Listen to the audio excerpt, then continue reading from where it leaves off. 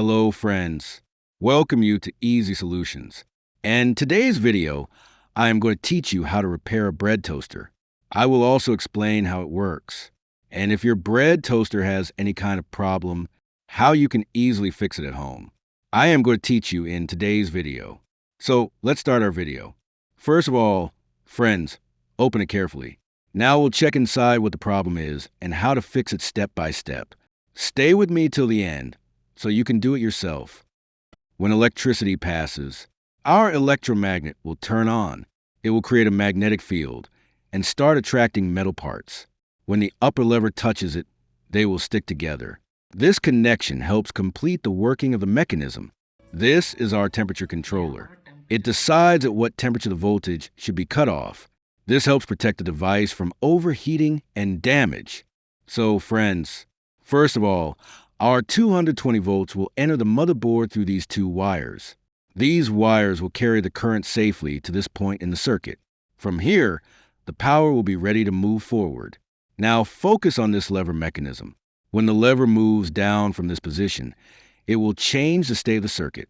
As it moves down, it will close the connection between the contacts.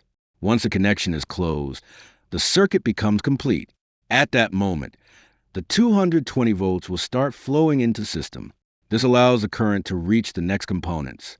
Those components will then start performing their function. If the lever moves back up, the connection will break again, and the power supplied to the circuit will stop immediately. Friends, this wire is connected to the aluminum sheet near the heater. It works as a sensor to detect the heat level. As the temperature increases, it monitors the rising heat continuously. When the heat reaches a predefined level, it sends a signal. At that point, the electromagnet stops generating magnetism. Without magnetism, the upper stand is no longer held in place. The stand moves up automatically due to spring or tension. As it moves up, the connection breaks and the power supply gets cut off. See, friends, our 220 volts are coming to the top two pins. But right now, the voltage is not reaching the bottom pins. This is because the connection is currently open. The circuit is incomplete at this stage. Now focus on the stand mechanism.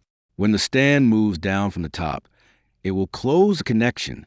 As soon as the connection is closed, the circuit becomes complete. Then the 220 volts will also reach the bottom pins and power the system. See, friends, no magnetism is being created inside this electromagnet. Even though 220 volts are being supplied, it is not working. This clearly shows that the electromagnet is faulty. Because of this, the mechanism cannot operate properly. So, friends, let's replace it with a new one. So, see, friends, when our lever is in the down position, the circuit is complete. At this point, 220 volts are reaching our electromagnet. As you can see in the video, the electromagnet is active. It starts generating magnetism and holds the mechanism in place. Now observe what happens when the lever moves up. As soon as the lever goes up, the connection breaks. The circuit becomes open at that moment. Due to this, the voltage supplied to the electromagnet stops. The reading immediately drops and shows 0 volts. And the electromagnet turns off completely. If you like this video, please give it a thumbs up. Share it with your friends so they can benefit too. And friends, if you want to stay connected with our channel, you can receive such amazing videos directly on your email or messages. So don't forget to subscribe to the channel and stay updated.